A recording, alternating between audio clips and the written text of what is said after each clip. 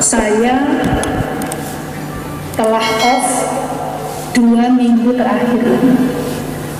Kalau boleh saya berbagi pengalaman dan cerita, dan semoga ini menjadi menjadi hikmah dan kewaspadaan bagi teman-teman semua dan siapapun yang mendengar cerita saya ini, semoga menjadi hikmah dan menjadi kehati-hatian.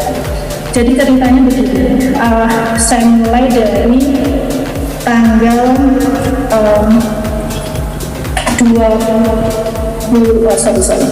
tanggal 21 November, hari Sabtu, jadi berarti 2 minggu yang lalu ya. Saya ini begitu karantina lupa tanggal, sebentar. November, tanggal 21 November, hari Sabtu. Itu saya tiba-tiba merasakan sesuatu yang nggak biasa gitu. Jadi sekitar jam 10 pagi itu saya merasakan ngantuk yang luar biasa. Jadi nggak pernah saya ngantuk, kalau ngantuk di jam rawan jam 1, jam 2 wajar. Tapi waktu itu jam 10 itu saya udah ngantuk sekali dan merasa ada kelemahan gitu, lemes gitu di badan. Nah, waktu itu begitu saya merasakan sesuatu ya sebetulnya, nah ini yang kemudian harus jadi hikmah. Jadi ternyata memang gejala COVID ini sangat personal dan bermacam-macam gitu. Jadi ini yang mungkin kemudian menyebabkan pengendalian COVID di Indonesia cenderung ada tantangannya karena banyak masyarakat yang abai. Jadi kembali lagi, waktu itu hari Sabtu jam 10 itu saya ngantuk banget. Pokoknya nggak ada keinginan lain selain pengen tidur. Lalu kemudian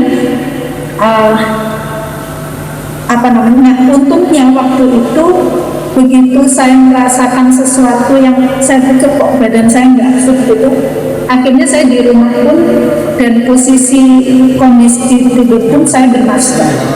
Sabtu, Minggu saya masih merasakan lemes, jadi ngantuk, lemes seperti rasanya ya ngantuk aja gitu loh, kayak habis begadang sekian hari gitu, jadi pengennya bawaannya tidur. Lalu hari Minggu itu saya merasakan lagi gejala tulang-tulang itu ngilu, seperti habis olahraga sekian jam, kemudian ada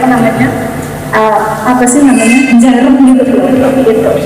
Nah, waktu itu saya berpikir bahwa saya kecapean karena hari Jumatnya, 1 hari sebelum saya bergejala itu, saya memang luar kota ke beberapa kota, naik darat via mobil, sehingga saya pikir mungkin karena saya kecapean. Nah, kemudian saya mulai curiga itu hari Senin. Jadi 2 hari setelah gejala saya ngantuk dan merasa tulang-tulang sakit itu, Senin pagi itu saya merasa kok badan saya masih lemas gitu. Nah, saya ini kan memang dari awal penganut mazhab parno, sangat parno terhadap COVID itu. Teman-teman pasti juga tahu, dan saya pun merasa bahwa saya ini ya kalau di luar rumah insya Allah lebih disiplin dari yang disiplin. Apakah itu terkait pakai masker dan lain sebagainya. Termasuk dalam hal menyikapi pandemi ini, saya itu beberapa bulan yang lalu pada saat rapid swab antigen masuk ke Indonesia, saya itu penasaran banget. Saya akhirnya waktu itu beli lewat online.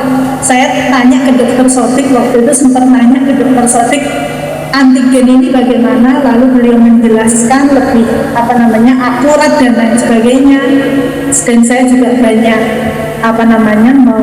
melihat ya testimoni orang bagaimana ngambil swab sendiri dan lain sebagainya. Saya pengen beli. Nah, akhirnya waktu itu saya beli. Niatan memang ingin stok di rumah agar supaya karena saya tahu resiko saya sangat tinggi, sering bertemu orang dan lain sebagainya. Niatan saya hanya satu, saya pengen rutin swab tanpa ngeribetin dan repotin Dinkes, itu aja, sehingga saya bisa melakukan sendiri. Nah, Senin siang itu saya putuskan untuk saya batalkan semua agenda karena saya merasa masih tidak enak badan. Kemudian setelah siang itu saya rapid swab.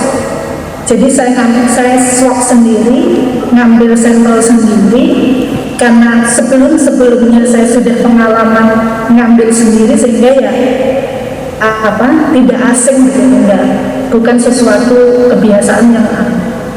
Nah, waktu itu begitu saya melihat hasilnya tidak biasa.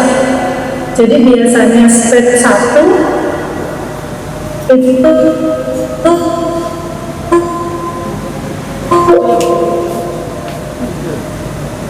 ternyata stage 2.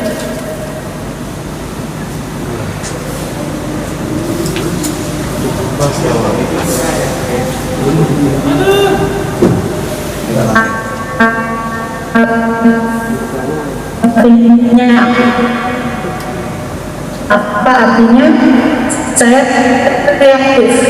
Nah, sesegera kemudian saya telepon hasil dari tes PCR itu yang dilakukan oleh Labkesda bahwa ternyata saya positif COVID-19.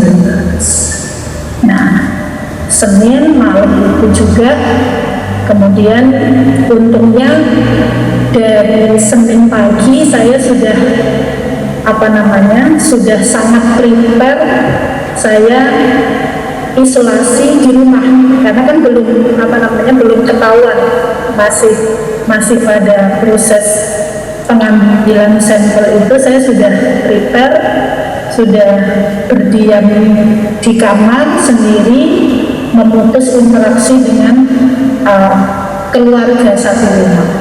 Malam kemudian hasilnya keluar karena sudah larut malam, akhirnya diskusi dengan dokter Sodik, baru kemudian hari Selasanya saya bergeser ke rumah isolasi, sehingga saya karena dengan gejala yang sangat minim tanpa perlu treatment dan perawatan di rumah sakit, alhamdulillah digeser ke rumah isolasi. Saya melakukan isolasi per tanggal 24 November sampai dengan kemarin, setelah hasil swab saya dinyatakan negatif pada hari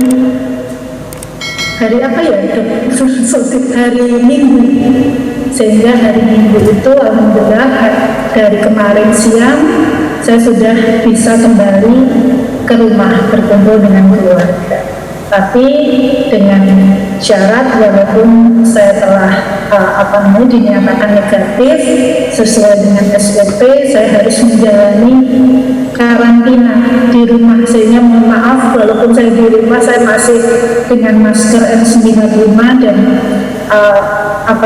seminim mungkin juga berinteraksi dengan keluarga di rumah.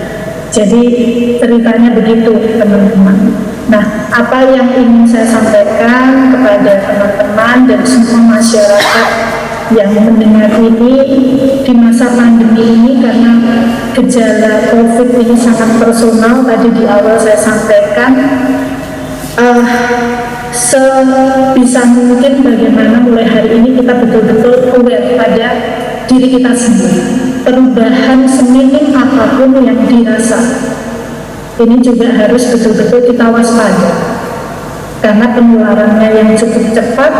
Kalau tadi ditanya penularannya dari mana, ya sampai saat ini saya belum bisa berkomunikasi dengan virusnya. Jadi saya nggak bisa nanya, kamu virus kamu dapat biasa, kamu tuh dari mana? Dan kapan bisa masuk ke tubuh belum bisa gitu. Jadi saya pikir tidak perlu dibahas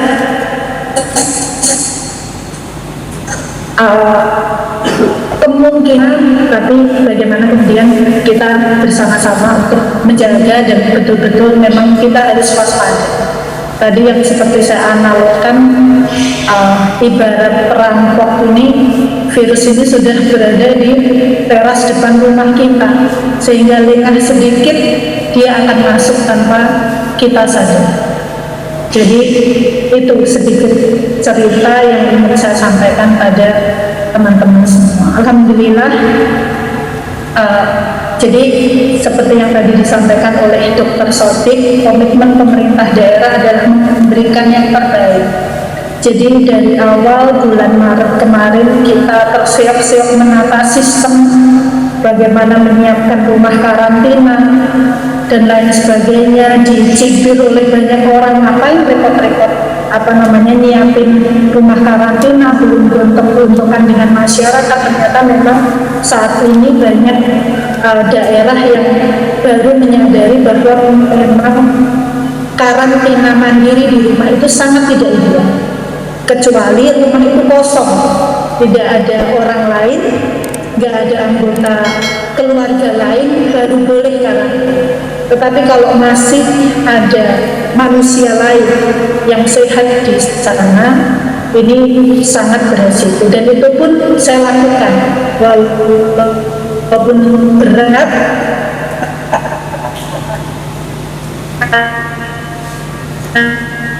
Ada